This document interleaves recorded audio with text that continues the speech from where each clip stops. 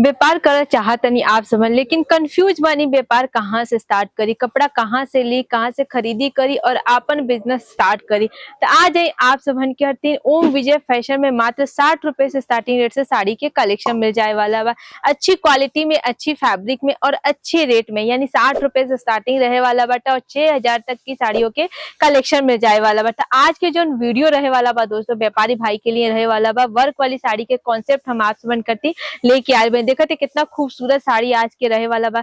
Tissue के ऊपर आप सबन के ई साड़ी दिखाते हैं, टिश्यू फैब्रिक रहे वाला बा, जेकरे ऊपर देखते कितना प्यारा सा मोर के यहाँ पे डिजाइन के टचअप देखे के मिल जाता। ए टाइप के बूटा के भी परचेस देखे के मिल जाता। बॉर्डर भी काफी खूबसूरत रहे वाला बट लाइट कलर में चाहे डार्क कलर में चाहे हर टाइप के कलर में साड़ियों के कलेक्शन आप सबन के मिल जाए वाला बट लेकिन विजिट करे हुई ओम विजय फैशन।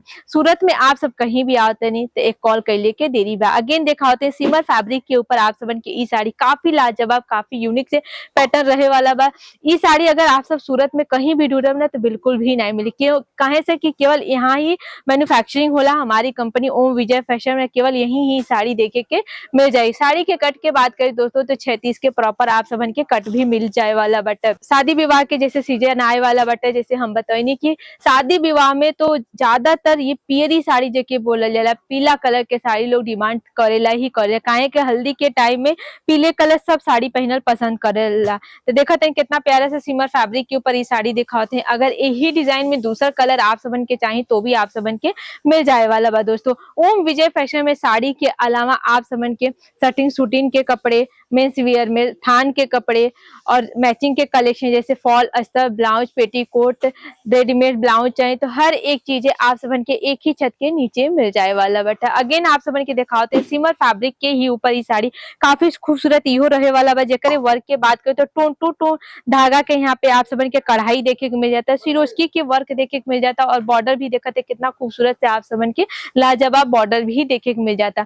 सेट की बात करें दोस्तों तो 6 पीसेस के सेट मिल जाए वाला बा। 6 कलर आप सबन के अलग अलग मिल जाए वाला बट अगेन आप सबन के सिमर फैब्रिक के ही ऊपर देखा होता है इंग्लिश कलर चार्ट के ऊपर ये डिजाइन आप सबन के मिल जाए वाला बट टू टाइप में यहाँ पे देखते हैं रेशम की कढ़ाई देखे को मिल जाता। काफी स्मूथ कपड़ा रहे वाला बा। पल्लू की बात करें तो ये टाइप के सेसेस के भी काम देखे के मिल जाता। अगर आप सब हमारी कंपनी विजिट करते हैं तो बहुत ज्यादा सपोर्ट सुविधा दिया जाता है, लेकिन जब विजिट करब तो ही ऑनलाइन के सुविधा नहीं बा। यहाँ पे आए तो ही खरीदारी कर सके नहीं जा, खरीदी करके अपन बिजनेस स्टार्ट कर सके नहीं जा। अगेन आप सबन के पीले कलर के साड़ी दिखाते हैं यो हल्दी में, या फिर जब लड़की जब दुल्हन के शादी होला तो लड़की जब फेरा ले ली तो पीला कलर के ही साड़ी पहन के फेरा ले ली। तो देखते हैं यो कितना प्यारा रहे वाला बा। जरी के स्टोन वर्क के काम देखे के मिल जाता था। अगर इनमें हैवी कलेक्शन चाहिए पियरी में तो भी आप सबन के मिल जाए वाला बट यहाँ पे एक से बढ़ के एक कलेक्शन मिल जाए वाला बट उम्मीद करते हैं आज के वीडियो आप सबन के अच्छा लगा है। मिलब अगले वीडियो के साथ, तब तक के लिए धन्यवाद।